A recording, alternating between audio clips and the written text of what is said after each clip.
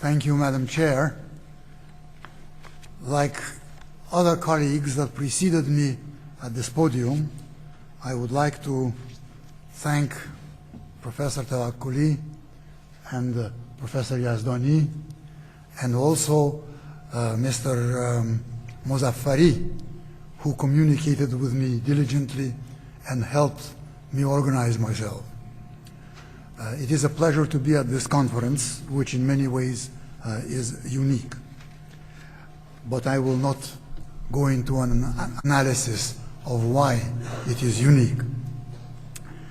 The topic which was assigned to me is an interesting one, and in some ways it is disappointing, because there is a vast mythology about the influence of the British, the Russians, and just about anybody else on the origin and the development of the Baha'i religion in Iran. But I will not deal with the mythology. The mythology is awful, and Professor Yazdani, for instance, recently published an article on Dolgorukov, who is supposed to be, according to some mullahs in Iran, the actual author of the Baha'i religion. I am not going to deal with this. I'm going to deal with uninteresting and dry facts of what actually was happening, and what was the attitude of both the British and the Russians toward this new religion which emerged in the middle of the 19th century in Iran. Now, the 19th century particularly, and to some extent the 20th, witnessed a continuing struggle between Russia and Britain over influence in Iran. In neither instance, I believe, was there a desire to take over the country completely. Both of these great powers had interests that they wanted to preserve. The British, first of all, wanted to secure for themselves monopolistic access to India, and they were afraid that the Russians would challenge that access. Now, the Russians did not actually plan to conquer India, contrary to the assertions of some British politicians. They knew that this would be an almost impossible enterprise. They had taken into account the plan which was sort of nursed for a while by Napoleon early in the 19th century to go through Iran or through Afghanistan to India, but even the French, even Napoleon, abandoned that very early. So what the English were afraid of is that the influence that the Russians might acquire in Iran, or the penetration of Central Asia and eventually of Afghanistan, would put Russia in a position to threaten these British interests in India. So, as far as Iran was concerned, they did want to have concessions there, and of course, especially in the 20th century with the discovery of oil. But in the 19th century, each tried to checkmate the other, not to let the other become too powerful. It was, to some extent, a struggle for the control of the central government in Tehran. They were not interested in stirring trouble within Iran. They preferred a stability under the Qajar monarchy to revolutions, to disorders. And so, when the Baha'i movement starts, their concern, both the Russians and the British, is primarily what is this movement going to do to the stability of the Iranian government. The first reports that came out of Iran, speaking of the British side first, were reports that came from British agents in the south, in Bushehr, in Shiraz, and shortly thereafter, or almost simultaneously also, from Baghdad, where Mullah Ali Bastami had been arrested, and this created a stir, and the famous Orientalist, the one who deciphered the Behistun inscriptions, Rawlinson, wrote some reports, and the reports show total confusion. He did not really understand what this movement was about, but dutifully reported that there is this movement, and it could arouse also complications between the Sunni and the Shiite clergy in Iraq, in the holy places, in the Shiite holy places. Then gradually the reporting becomes a little bit better. As the Baha'i movement spreads, the reporting is better, but the apprehensions also increase.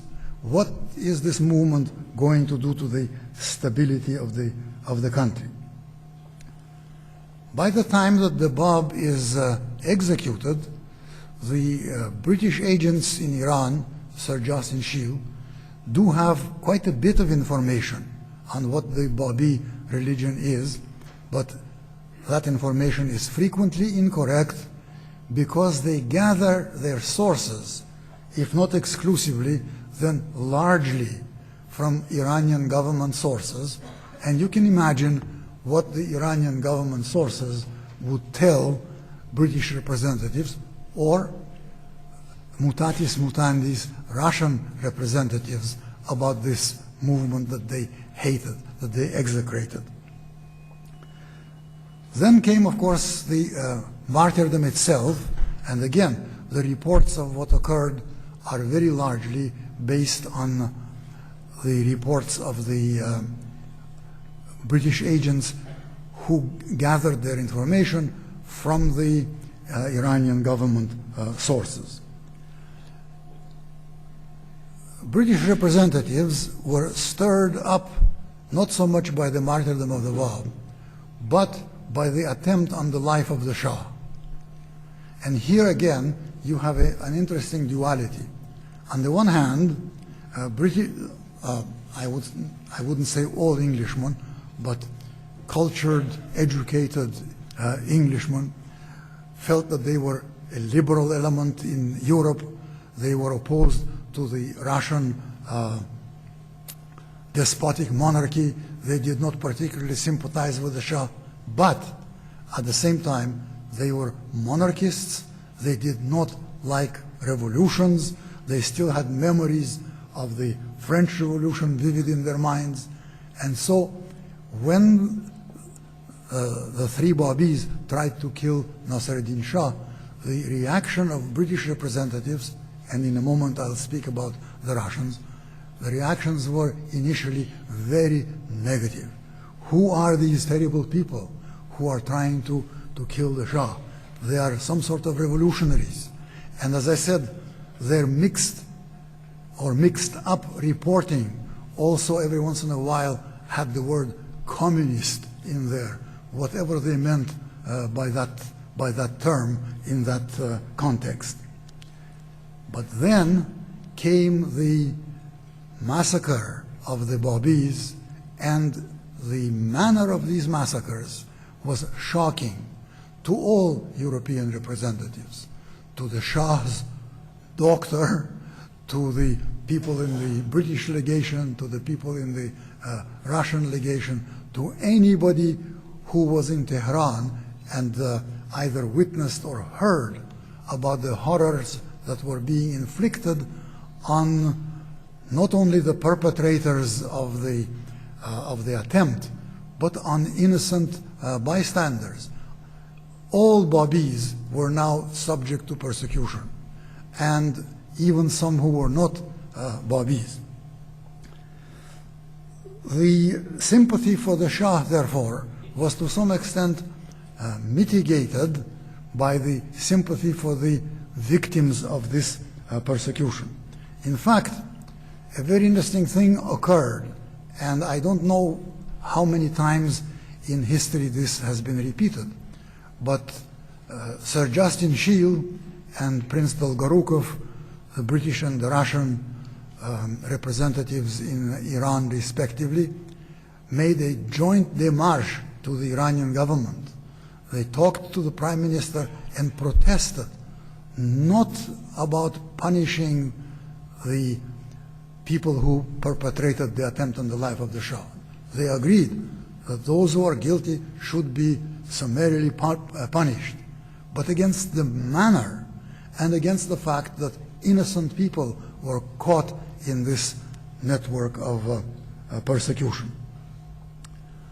It is also interesting that when the British legation in Tehran reported this to London, Lord Palmerston, who was a very strong opponent of Russian movements in Central Asia, and certainly was no Russophile, he approved of this joint démarche of the two legations.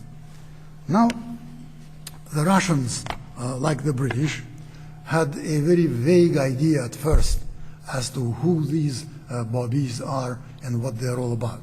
In fact, the earliest dispatches of Dolgorukov, some of which have been published many, many years ago, by now something like 40 years ago, in World Order magazine.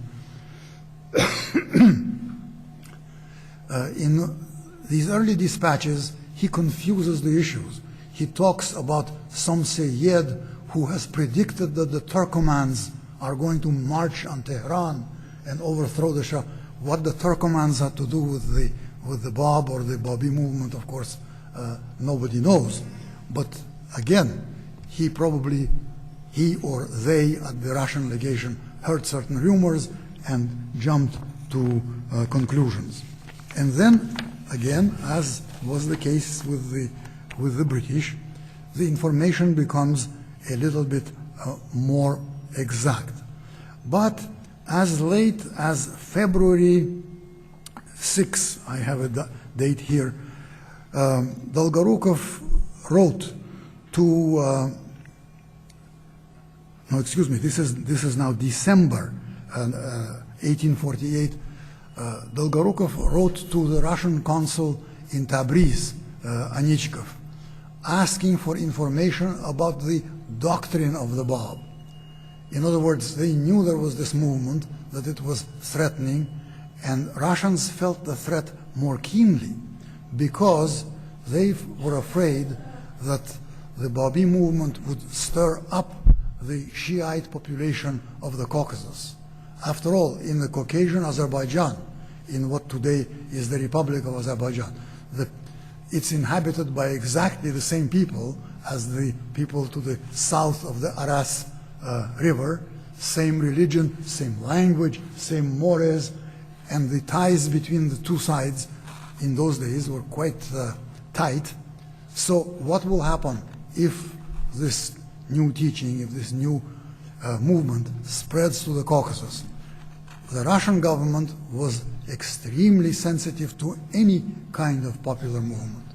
All through the 19th century and earlier, in the 18th, 19th, and early 20th century, the one thing that the Russian monarchy was afraid of was popular movements, especially peasant movements, the movements of the lower classes of the population. The urban population didn't matter very much in those days. And so, when Dolgorukov, the Russian minister in Tehran, learned that the Bab had been arrested and imprisoned in Baku, which is right by the Russian border, by the border of Russian Azerbaijan, he became alarmed and he lodged a protest with the Iranian government and demanded, in very strong terms, that the Bab be removed from the vicinity of the Russian border. So much for the mythology that Dolgorukov was the one who set up the Bab, and you probably know about that mythology. I don't need to go into that. At any rate, the Bab then was removed from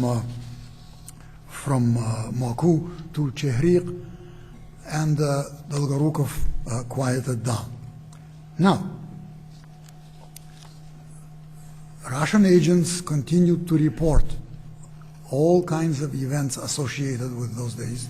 They reported on the situation at Sheikh Tabarsi, on the upheaval in Zanjan, but there is no evidence of them making any representations to the Russian government about it or interfering with it, and their attitude was ambivalent. On the one hand, they were afraid of it. On the other hand, they began to sympathize, particularly, again, by the manner in which the troops of the Shah had carried themselves. The Russian legation was shocked by the betrayal of trust, of the word, given to the Baha'is at Tabarsi, and when they emerged, they are massacred. The same thing in Zanjan. They promise safe passage, and when the Baha'is surrender, they massacre them. And then, of course, comes the year 52, the attempt on the life of the Shah, and I already mentioned that Dolgorukov joined with the British minister in protesting the manners of the execution.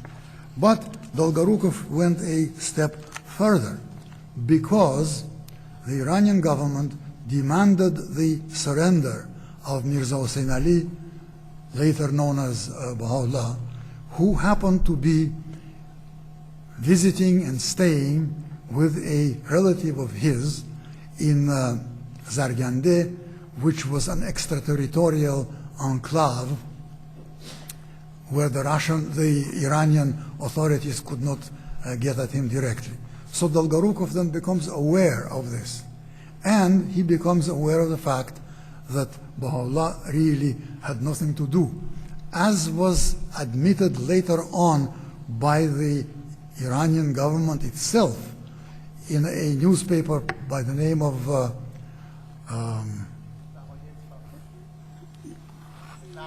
Baha'i. They admit that Mirza Hossein Ali Nouri, though he was not a participant, is condemned to life imprisonment. Now this is very interesting. You say a person is innocent and you give him a life term. In any case, Dolgorukov did intervene. We don't know of the exact details, but he reported this to the court in St. Petersburg and to the Russian foreign minister, Nesselrode. Now, I have a surmise that Dolgorukov was talking to the Iranian authorities in a rather rough manner. And the reason I have this supposition is that in another case, which happened earlier, with a half-brother of young Nassereddin Shah, who was the son of a Kurdish woman, and that Kurdish woman hoped to unseat Nassereddin Shah and to have the half-Kurdish boy succeed. The Iranian government grabbed this woman and the boy, and Dolgorukov was told, and so were the British, that he might be killed. Dolgorukov got angry. What does the boy, how is he guilty? Dolgorukov talked to the Iranian foreign minister in a very unpleasant way. And the Iranian government protested in St. Petersburg, and the protest went all the way to Nicholas I, the Tsar of Russia. And when I was working in the Russian archive, I was sort of amused, because here was the original document in front of me. And in the margin, in the Tsar's own hand, is written, if I know my Dolgorukov, he is capable of using that kind of language. So even the Tsar testified that Dolgorukov could be rough when these things happened, when he didn't like something. In any case, the Russians also offered Baha'u'llah asylum in Russia, which he turned down, and so he was, as you all aware of, exiled to Baghdad. Now, as the Baha'i movement was suppressed, it looked to the British and to the Russians that this was it. Every once in a while there would be a little bit of an outbreak here or there, which didn't really threaten their interests, and so the reporting decreases as well. Some scholars, though, become interested, scholars and politicians as well. There is the famous work of Lord Curzon. His interest in Iran was again motivated by his fears of Russia. The first book that he wrote, and it is still a very interesting book, was about Russia's advance into Central Asia. Then he wrote that 2-volume work on Persia, where there is a section, a long section about the Baha'is. But this was not government enterprise. This was the enterprise of a private individual. The one scholar, the British scholar, who did really the most, and I will not take up your time discussing it, was of course Edward G. Brown, who was very ambivalent about the Baha'is, but this is not the place to discuss that. Now, the same again applies to the Russians. In the first place, the Russians, as I already mentioned, were somewhat afraid of the Baha'i movement, the stirring up of popular emotions, the uprisings and whatnot. Then, once the movement was suppressed, they relaxed, and both the Russians and the British began to show interest again after Baha'u'llah arrived in Constantinople, because now it was involving relations between Turkey and Iran, and conflict could arise between these two. And so reporting increases, but there is no substantial contact with the Baha'is in any case. When the Shah was assassinated in 1896, the Russians reacted painfully, because regicide to them was a very terrible thing. And there are ample Russian documents that show that they didn't know really to believe this or not. Did the Baha'is do this? We have a letter from General Kuropatkin, who was the commander of the Transcaspian region, where Ashgabat is located, to the Russian minister in Tehran, Butsov, asking him, were the Baha'is, Baha'is they still call them, really involved in this attempt on the Shah? And they were assured, Kuropatkin was assured that this was not the case. The Russian governor of Baku in Russian Azerbaijan was asking the same questions. But the replies were always the same, no, and therefore again, the interest slackened. What is there to worry about? If the Baha'is are not killing the kings, so what? Let them be. We have no great interest in them. Now, in the 20th century, and I'm afraid I have to hurry now. In the 20th century, things get a little bit more complicated because things happen sort of synchronically at very different levels. The British and the Russians partitioned Iran, not because they willingly came to this agreement. The British went into this partitioning of Iran and accepting a smaller zone in Iran because the British were afraid of the growing German Navy. The rivalry with Germany was now necessitating that they come to some kind of an agreement with Russia. So the British thought that they were making a terrible sacrifice. Why did the Russians accept this? The Russians accepted this because just a couple of years earlier, they had suffered a humiliating defeat at the hands of Japan because there had been a revolution in Russia. The throne itself had been shaken, and the Russian government needed a fairly lengthy period of recuperation. They needed peace with the British, absence of threats, because also the British indirectly had helped Japan to beat Russia. And of course, the Russians were perfectly aware of this. And so the British, with all their professions of liberalism during the Persian Revolution, they abandoned Iran, and the position of the two powers are somewhat consolidated on the basis of this agreement. But then comes the First World War, and as a result of this war, the Russian Revolution. This creates chaos in the field of foreign policy. What the Russians did was, in the first place, issue idealistic proclamation of giving up all their concessions in Iran,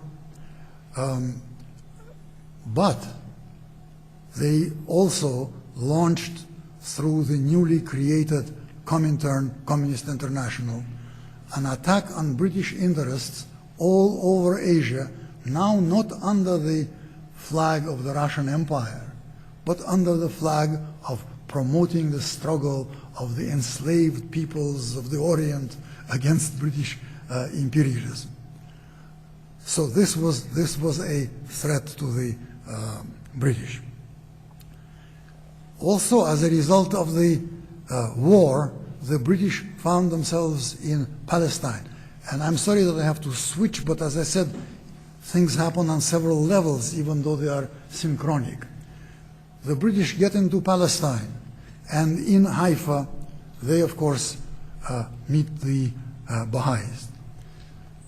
By that time, there is already in existence a Baha'i community in Britain itself, and the Baha'is ask the British government to assure that no harm comes to Abdul Baha. When the British come into Palestine, they see that Abdul Baha has a very, very influential position among the people of Haifa. Sunnis, Shiites, Jews, Christians, everybody speaks so highly of him. He has influence. And so the British decide, again, for their own interests, to play along, to be nice to the Baha'is.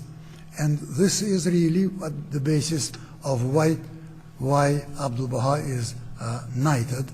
And if you have seen the picture of the award ceremony, you will see that Abdul Baha is sitting in a chair, and he does not have his typical benign and smiling impression on his face.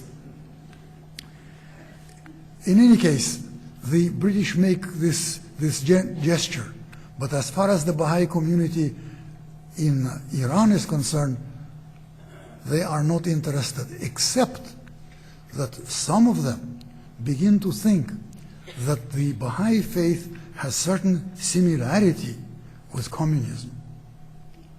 And if you want obvious similarities, internationalism, one world, one people, the rights of the oppressed. And so the British want to investigate what's going on. Now, I heard this from the man who was in charge of the investigation, a certain Colonel Wheeler, whom I met in London in 1956, who was then head of the Central Asia Institute. He invited me to lunch, and discovering that I was a Baha'i, he said, "Oh, I want to tell you something. In 1919, after I completed a long tour of Soviet Central Asia, I was sent by the government to Iran to investigate whether the Baha'i community of Iran could cooperate with the communists, with the Russians. And I conducted an investigation for something like a year. And I reported to the government in London that while some of the ideas of the Baha'is may look similar to the ideas of the communists, the Iranian Baha'i community is very tightly knit, it is very centralized, it has its own position, and nobody is going to use it." So I was, of course, very pleased to hear this, And indeed, this represents then, in my opinion, the views of the British government. We don't have to worry about the Baha'is. The Russians can't use them, and neither can we. Now, on the other side of the divide in this great game, the Russians, they do not even approach the Baha'is. They had the Baha'is in Central Asia. They had Baha'is in the Caucasus. They knew them pretty well. And they knew perfectly well that these Baha'is are not usable for their political purposes. So, for a while, they leave the Baha'is be. Period from 1919, let's say, to 1929. In 1929, there began an attack on all religion, but the Baha'i faith was even singled out more than the others. At a special meeting of the Anti-Religion Committee of the Central Committee of the Communist Party on November 14th, 1928, a resolution was adopted.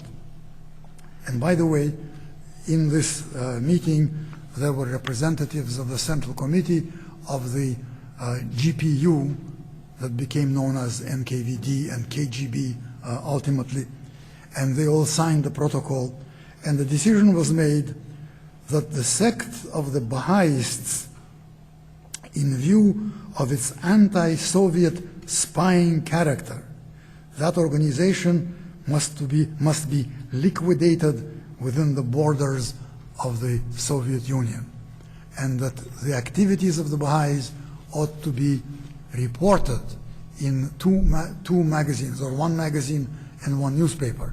The newspaper being the official newspaper of the Central Committee and of the Russian government, Izvestia, and the magazine being the militant atheist.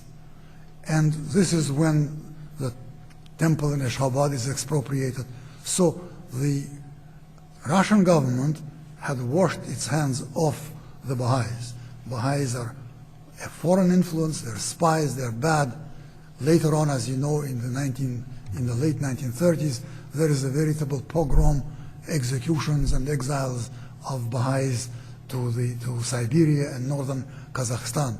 But from then on, until the fall of the Soviet government, the position is the Baha'is are an enemy.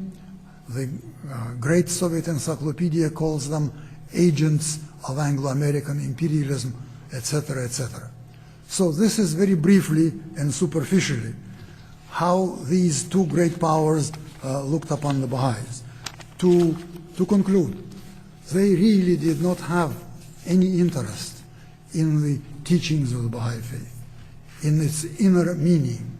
All they were interested in is how it figures in the configuration of their struggle. I suppose if the Baha'i Faith, Baha'i Faith, had originated in Guatemala, they wouldn't even have reported it because they had no direct interest in that part of the world. But because it was in Iran, they had to look, and they thought they had to worry. When they didn't worry, they didn't care. Thank you.